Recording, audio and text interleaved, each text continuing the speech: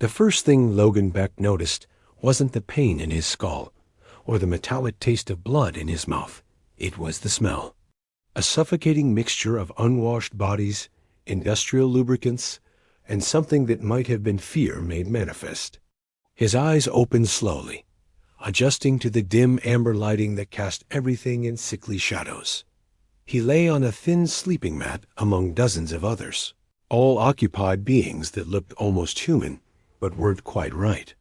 2 long limbs, slightly oversized eyes, skin that held a faint bluish tint. Their clothes were little more than rags, and most bore the dull metallic collar around their necks that Logan now felt weighing heavy on his own throat. "You're awake." The voice came from his left, a thin male figure with the same elongated features as the others. "I am Crix. I have been here 3 cycles, maybe 4. Time loses meaning in the pit." Logan sat up slowly, his head swimming. "Where? Mining Station Keth 7, Outer Rim territory of the Shari Empire." Crix's voice held the hollow quality of someone who had given up hope long ago. "You are Tyrellian, yes? From the border worlds?" Logan almost corrected him, then stopped. These beings looked remarkably similar to humans, close enough that in poor lighting, the differences might not be obvious. If they thought he was Tyrellian, perhaps that was better than revealing his true nature. Yes," he lied, testing the waters. "How did I get here? Same as all of us. Captured during raids, sold to labor contractors, shipped here to dig quantum crystals from the deep mines." Crix gestured weakly at the cavern around them. "The Shari Empire has an endless appetite for both crystals and slaves." The sleeping quarters were carved directly from rock, with barely enough space for the sleeping mats. Logan counted at least 40 beings in this section alone, and he could hear voices echoing from deeper tunnels, suggesting many more. The air recycling system wheezed overhead, clearly struggling to handle the load. "The collars?" Logan asked, touching the device at his throat. "Shock collars. Disobey, and they send pain through your nervous system. Try to remove them." Crix showed a scarred hand with 2 missing fingers. The first lesson is always memorable. Logan's engineering mind was already analyzing the collar's construction. It appeared to be a fairly standard neural interface device, probably operating on a localized frequency. If he could find the right equipment, maybe create some kind of signal disruptor. "Do not think such thoughts," Crix warned, as if reading his mind. "Many have tried. The Shari are not fools. They have ruled through conquest for centuries. Tell me about them. Warriors. Their entire culture revolves around military hierarchy and strength. They see other species as either useful tools or obstacles to be removed." Crix's voice dropped to a whisper. "The overseers are bad enough, but the command staff, they are something else entirely." As if summoned by their conversation, the heavy footsteps of guards echoed through the tunnels. Logan watched as several Shari soldiers entered the sleeping area, tall, powerful humanoids with dark skin marked by ritual scarification, wearing segmented armor that looked both ceremonial and highly functional. "Rise, slaves." One barked.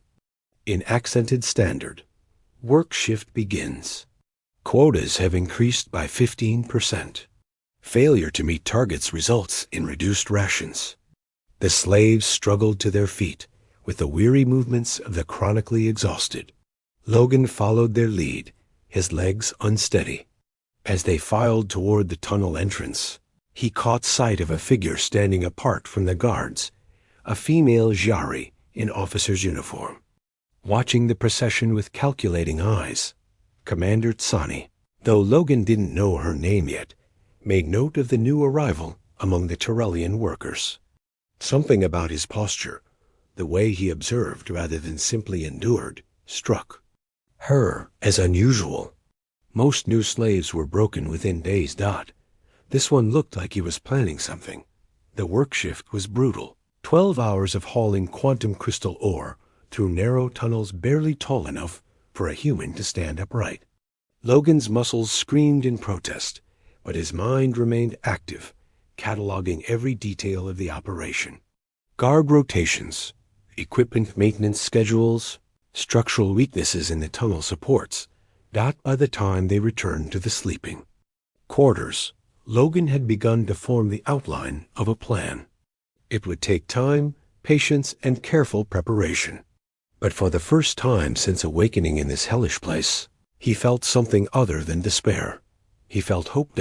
And in the command center above, Sani found herself thinking about the new Tyrellian slave who carried himself like a soldier and observed his surroundings like an engineer.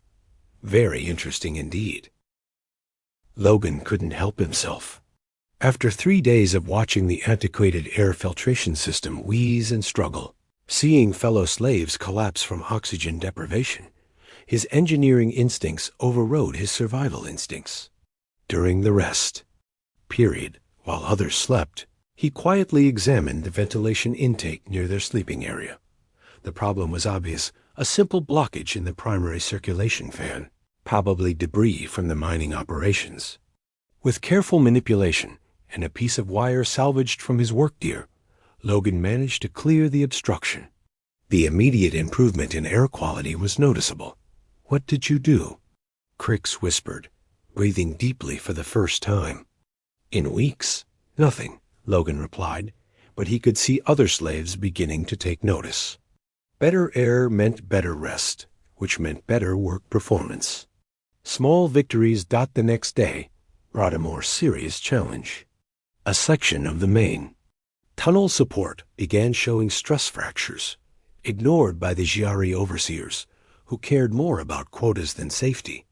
Logan recognized the warning signs: metal fatigue, improper load distribution, a cave-in waiting to happen. When the inevitable occurred, trapping 6 slaves behind tons of rubble, Logan took charge before anyone could stop him.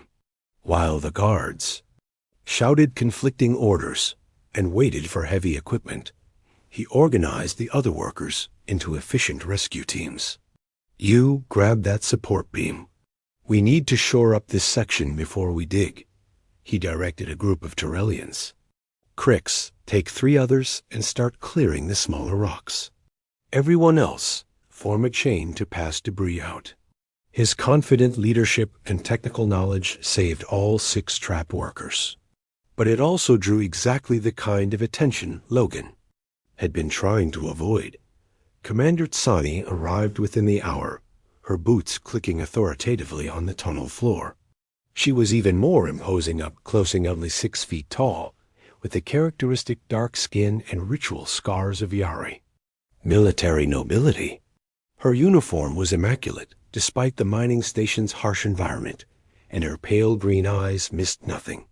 Which slave organized the rescue? She demanded. The Tyrellian overseer pointed nervously at Logan. "That one, Commander." The new arrival. Sani studied Logan with calculating intensity. He forced himself to stand naturally, not at attention, like his military training demanded. "Just another exhausted slave. Your designation?" she asked. "I don't remember my slave number," Logan replied carefully. "The head injury from capture. Your name, slave?" "Logan." He decided partial truth was safer than lies that could be discovered. "Logan." She repeated it like she was testing how it felt. "You display unusual initiative for a Tyrellian. Most of your species are docile, compliant. Yet you organized a complex rescue operation with tactical precision." Logan's heart raced, but he kept his expression neutral. "I just wanted to help." Ticini walked slowly around him, her assessment predatory. "Your build is different too. More muscular through the shoulders and chest. Better developed reflexes." She stopped directly in front of him. "What was your occupation before capture?" "Equipment maintenance," Logan said, which was technically true for a starship engineer. "Basic repairs, that sort of thing." Something flickered in Sani S.I.'s suspicion, or perhaps interest. "Show me." She led him to a section where the tunnel's lighting had failed, leaving them in near darkness. The other slaves had been struggling with hand tools and portable lamps for days. Logan examined the power distribution panel, immediately identifying the problem: a blown relay circuit and corroded connections. "I need some basic tools," he said. "Wire strippers, maybe some conductive paste." Sani gestured to her guards, who produced a maintenance kit. Logan worked quickly, his hands sure and steady despite being watched so closely. Within minutes, the tunnel blazed with restored lighting. "Impressive," Sani murmured. "Very impressive." Logan began to put the tools away, but she stopped him with a raised hand. "Continue your work. The slaves' productivity improves when their environment is properly maintained." She paused, studying his face in the new light. "You will report to me personally each day after your shift. I want to understand how a simple Tyrellian acquired such extensive technical knowledge."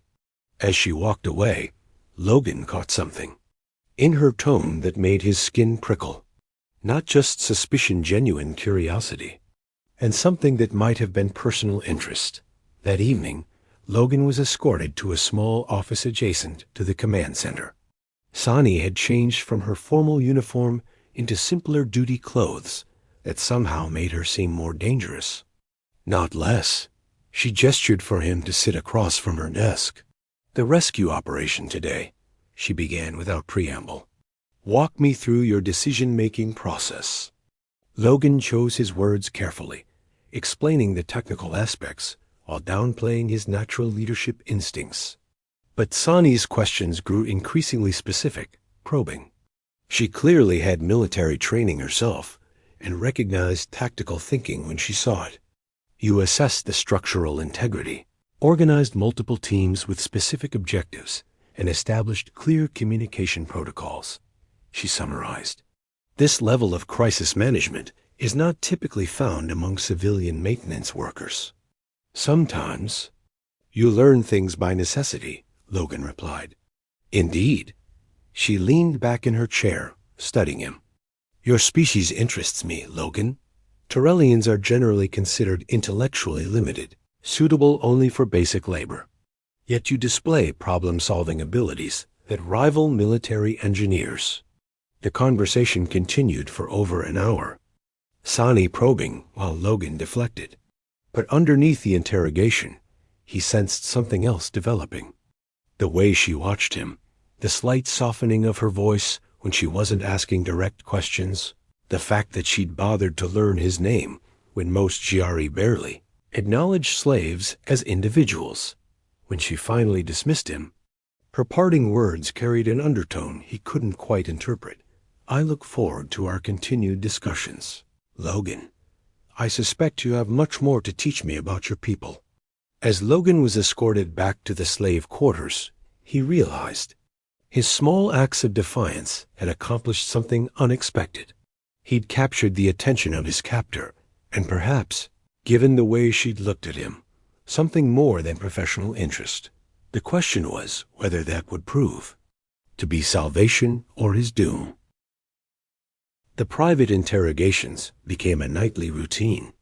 Each evening after the work shift, Logan found himself escorted to Sani's office, where she questioned him about Tyrellian culture, technology, and capabilities.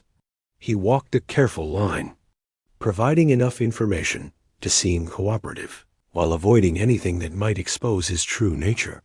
But Sani was intelligent and persistent. Her questions grew more pointed, more personal. She seemed genuinely fascinated by what she perceived as unusual Tyrellian development, often comparing his responses to official Giari intelligence reports about his supposed species. "According to our xenobiological surveys, Tyrellians have limited spatial reasoning abilities," she said during their 5th meeting, spreading holographic technical schematics across her desk. "Yet you've improved mining efficiency by 30% through equipment modifications. Explain this discrepancy." Logan studied the schematics' power coupling designs for the mining laser arrays. He could see several obvious improvements, but implementing them would require someone to notice his engineering knowledge. Maybe your surveys were incomplete, perhaps. Sonis's pale green eyes never left his face. Or perhaps you're not what you appear to be. The accusation hung in the air between them. Logan kept his expression carefully neutral, but his pulse quickened. I don't understand, don't you? She stood and moved around the desk, settling into the chair beside him instead of maintaining the formal distance. Your speech patterns are wrong for a border world Tyrellian.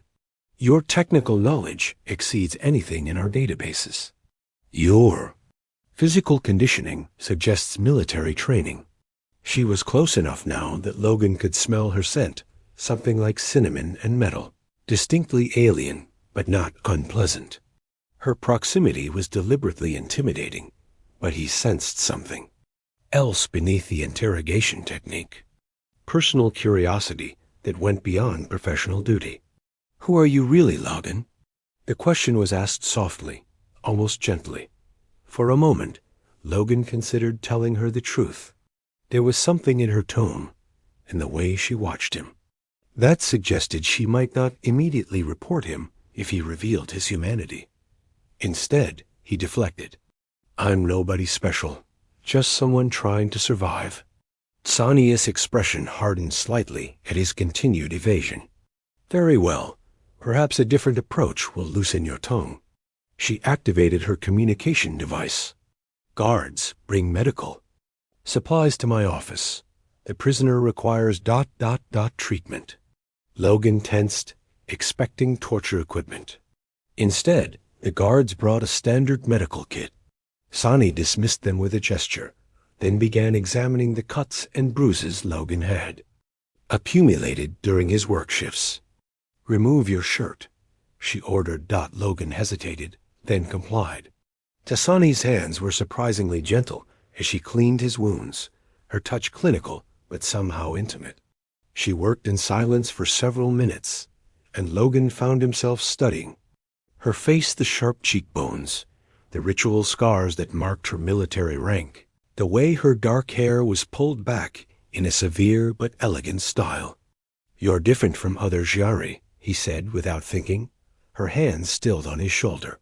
How so? Most of your people I've seen treat slaves like equipment. You actually see us as individuals. Something shifted in her expression. My people believe strength is the only virtue worth respecting. But strength comes in many forms. Her fingers traced a particularly nasty cut across his ribs. Physical endurance. Mental resilience. The courage to maintain dignity in impossible circumstances. Their eyes met, and Logan felt something electric pass between them. Sani's touch lingered on his skin longer than necessary, her breathing slightly unsteady. The professional distance she maintained was beginning to crack. You fascinate me, she admitted quietly. Everything about you challenges what I thought I knew about your species. About prisoners, about... She trailed off, as if catching herself. Saying too much. Logan reached up, his hand covering hers where it rested against his chest. About what? The moment stretched between them, filled with unspoken possibilities. Then Sani pulled back, her professional mask sliding back into place. About the nature of strength, she finished, but her voice was rougher than before. She returned to treating his wounds, but the atmosphere had changed. There was awareness now, acknowledgement of an attraction that transcended their circumstances. Logan found himself studying the graceful lines of her neck, the way her uniform fit her athletic frame. Tell me about Earth, Sani said suddenly, not looking up from her work. Logan's blood froze. What? Earth, the human homeworld. I know what you are, Logan. The medical supplies clattered to the floor as Logan jerked back, but Sani caught. His wrist with reflexes honed by years of combat training. How long have you known? He asked, his voice barely a whisper. I suspected from the beginning. Your anatomy is subtly different from Tyrellian's muscle density, bone structure, even the way you move. But what confirmed it was your response patterns. She released his wrist, but didn't move away. Humans have a distinctive psychological profile: innovative, adaptable, stubbornly optimistic, even in hopeless situations. The rescue operation, the equipment repairs, the way you've begun organizing the other slaves, it's all very human. Logan stared at her, mind racing. Why haven't you reported me? Sani was quiet for a long moment, her fingers absently tracing patterns on the desk surface. Because according to official intelligence, all humans died when their sun went nova. 300 cycles ago. Finding you here, alive and whole. It raises questions about what other facts my government has provided. She looked up at him, and he saw vulnerability beneath her composed exterior. And because I've never met anyone like you before, human or otherwise. The admission hung between them, honest and dangerous. Logan realized that she'd been as affected by their nightly meetings as he was. The careful interrogations had become something else entirely, a connection forming despite everything that should have prevented it. What happens now? He asked. T single quotes Sani, stood and moved to her desk, pulling up secured files on her computer terminal. Now you're going to tell me everything. How you survived the destruction of your homeworld, how you ended up in Jari space, what other humans might still be alive. And I'm going to decide whether to destroy my career protecting you, or whether to turn you over to the intelligence division for detailed study. Logan studied her face, searching for clues about which way she was leaning. What he saw there made his breath catch conflict, yes, but also something that looked remarkably like hope. And while you're deciding? He asked, Sani's lips curved in the slightest smile. While I'm deciding, you're going to help me understand why a single human is worth risking everything I've worked for. She gestured for him to put his shirt back on, but her eyes lingered on his form appreciatively. The professional interrogation had become something far more personal, and they both knew it. The real question was where this dangerous attraction would lead them both. Over the following weeks, their evening meetings transformed from interrogations into something far more intimate. Sani had reconfigured her office, adding more comfortable seating and ensuring complete privacy. What began as intelligence gathering had evolved into deep philosophical discussions that stretched late into the night cycle. Your people really believed in something called democracy? Sani asked, curled in her chair with a cup of Yari tea. She'd abandoned her formal uniform for these sessions, wearing simple duty clothes that made her seem more approachable, more real. Logan nodded, enjoying the way she listened to his stories about human culture with genuine fascination. The idea that everyone deserves a voice in how they're governed. That strength comes from cooperation, not domination. Fascinating. She sipped her tea thoughtfully. Among my people, such concepts are considered weakness. Only the strong deserve to rule. And yet, here you are, risking your career to protect a slave. Logan pointed out gently. Something flickered across her features, vulnerability she rarely showed. You make me question things I've never questioned before. The rightness of our conquests, the necessity of the Empire's expansion. She looked at him directly. Whether strength and compassion are truly incompatible. These conversations revealed layers to Sani that Logan suspected few others had seen. Beneath the military efficiency and cultural conditioning was a brilliant mind that had always chafed against the limitations of Hoyari thinking. She confessed her frustrations with the rigid hierarchy, a constant political maneuvering required to maintain her position as one of the few female commanders.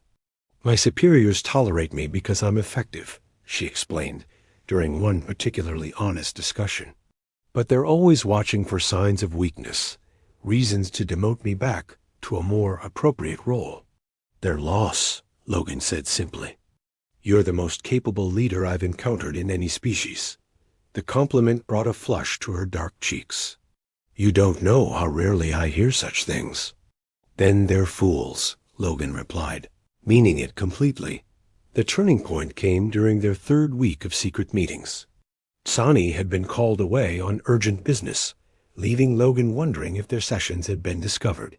When she finally returned, her usual composure was cracked, stress and exhaustion evident in every line of her body. What happened? Logan asked as she slumped into her chair. Political complications. Admiral Vex has been questioning my methods, suggesting that my soft approach to slave management indicates compromised loyalty. She rubbed her temples wearily. He's appointed his own aide to monitor my activities. Logan felt a chill of fear, not for himself, but for her. What does that mean for us? It means we need to be even more careful. These meetings can't continue in their current form. She looked at him with something that might have been regret. It also means I need to make a decision about your status soon. The weight of her position pressed down on both of them. Logan reached across the space between their chairs, covering her hand with his. The gesture was meant to be comforting, but the moment their skin touched, everything changed. Sani's breath caught, her eyes widening at the contact. Logan felt it too, an electric connection that went beyond mere physical attraction. Slowly, carefully, she turned her hand palm up, intertwining their fingers. This is dangerous, she whispered. Everything about us is dangerous, Logan replied. But he didn't pull away. They sat like that for long minutes, hands clasped, both afraid to move forward and unable to let go. Finally, Sani spoke. In Jari culture, physical intimacy is about dominance and submission. But with you, ... She squeezed his hand gently. It feels like something entirely different. Logan stood, drawing her up with him. They were close now. Close enough that he could see the flecks of gold in her pale green eyes, smell the subtle scent that was uniquely hers. Show me, he said softly. What followed was a revelation for both of them. Sani's kisses were tentative at first, as if she were learning an entirely new language. Logan was patient, gentle, showing her that intimacy could be about partnership, rather than power. When she finally relaxed into his arms, her passion was fierce and complete. They made love with desperate intensity, both knowing that discovery could mean death for Logan and disgrace for Sani. But in those stolen hours, none of that mattered. There was only the connection between them, the way she whispered his name like a prayer, the way he traced the ritual scars on her shoulders with reverent fingers. Afterward, lying together on the small couch in her office, Sani traced patterns on Logan's chest with lazy fingers. I've never felt anything like that before, she admitted quietly. Neither have I, Logan replied honestly. Not like this. But their moment of peace was shattered by an urgent communication alert. Sani reluctantly disentangled herself, activating the secure channel. Admiral Vex's harsh features appeared on the screen. Commander Sani, you will report to my office immediately. We've received disturbing reports about unauthorized activity in your sector.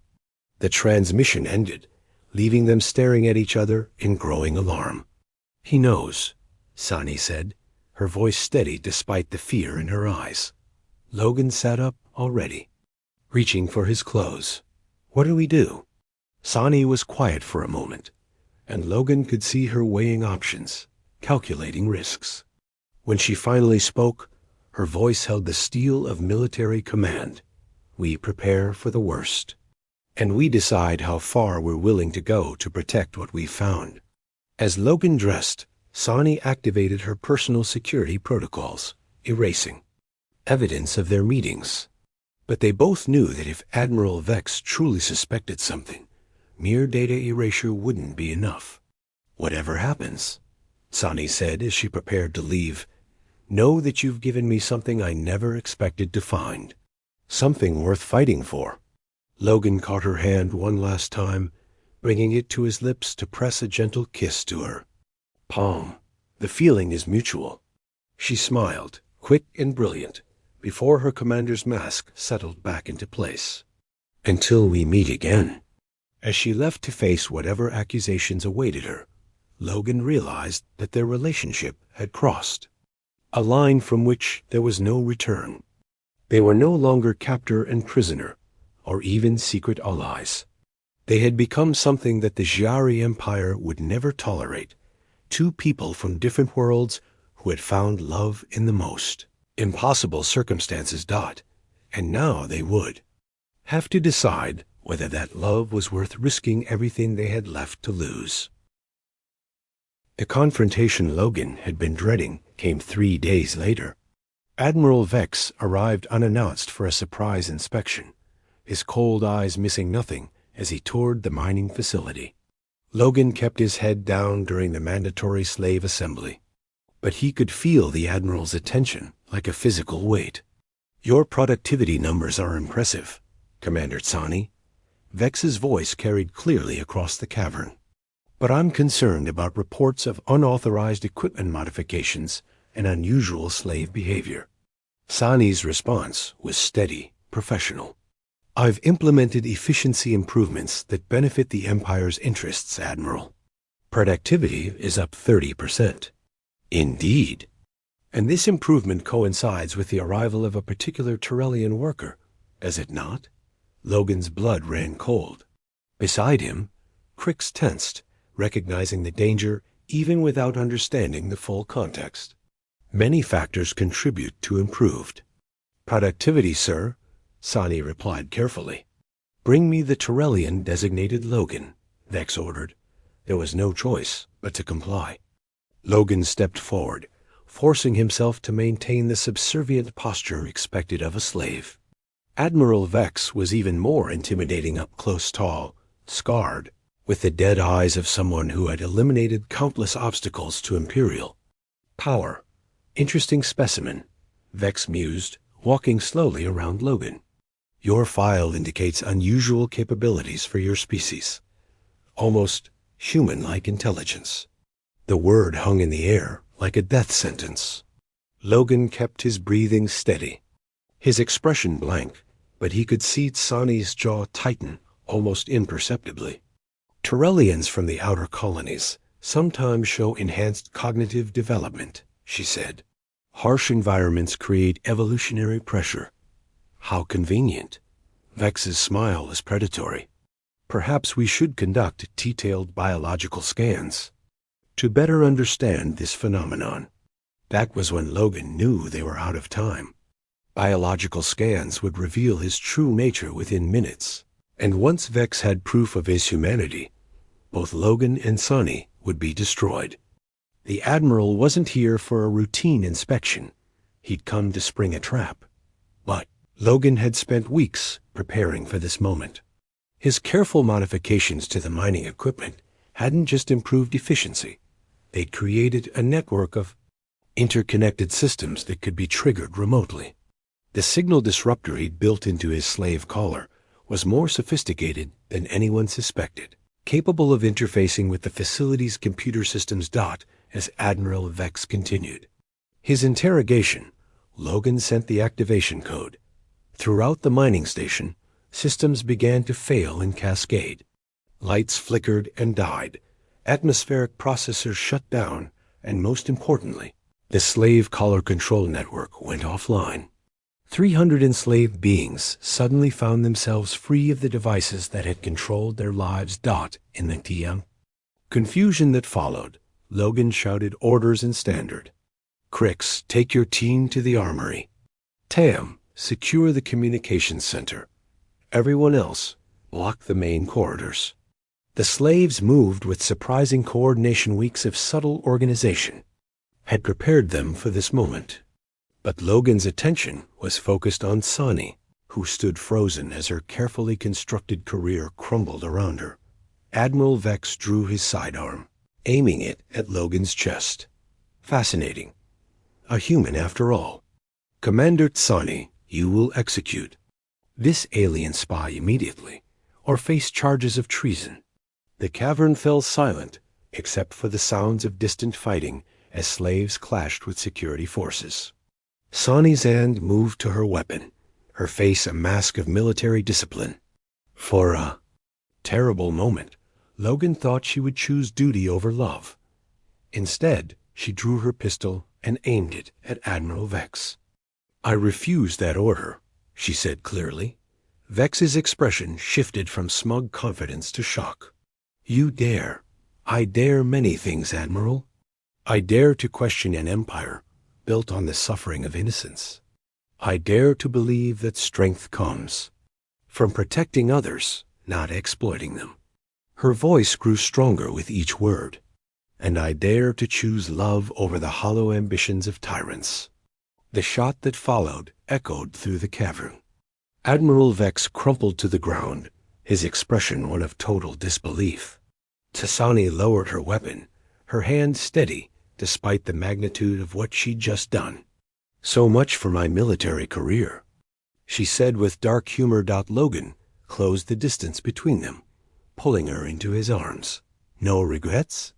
"None," she replied firmly, then raised her voice to address the assembled slaves. "Warriors, today we take our freedom." The battle for the mining station was fierce but brief. Tani's knowledge of Imperial tactics, combined with Logan's technical expertise and the slaves' desperate courage, proved overwhelming. Within hours, they had seized control of the facility, and several transport ships docked as they prepared to evacuate. Sani stood with Logan in the command center, watching their people, no longer slaves, but free beings, board the vessels that would carry them to neutral space. "What now?" Logan asked, his arm around her waist. "Now we build something new," Sani replied.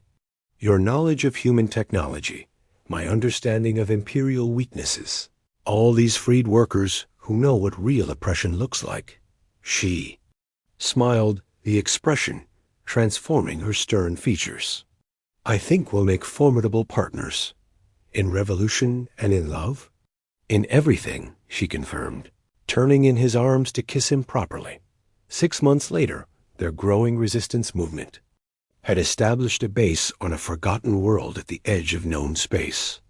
Former slaves worked alongside defected Imperial soldiers, human refugees who had survived their world's destruction, and a dozen other species that had suffered under Jari rule. Logan stood in the engineering bay of their modified flagship, watching as Sani addressed their assembled fleet commanders via hologram. She had traded her Imperial uniform for practical combat gear, but she'd lost none of her commanding presence. "The Jari Empire believes in strength through domination," she told the gathered rebels. "We'll show them the true power of strength through unity." After the briefing, she found Logan on the observation deck, staring out at the stars. "Second thoughts?" she asked, settling beside him. "Never," Logan replied, pulling her close. "Just thinking about how a failed expedition led me to exactly where I was supposed to be. With me, with you, fighting for something that matters. Building a future where beings like us don't have to choose between love and survival." Sani smiled, the expression he'd grown to treasure above all others. "The human approach to romance is quite effective, I've discovered." "Just wait until you see our approach to revolution," Logan replied, kissing her temple. Together, they watched their fleet prepare for the next phase of their campaign. Former enemies united by love and common cause, ready to challenge an empire that had never imagined such defiance was possible. In the end, Logan reflected, sometimes being thrown in with alien slaves was exactly what the universe had in mind. Sometimes the most impossible love stories were the ones that changed everything.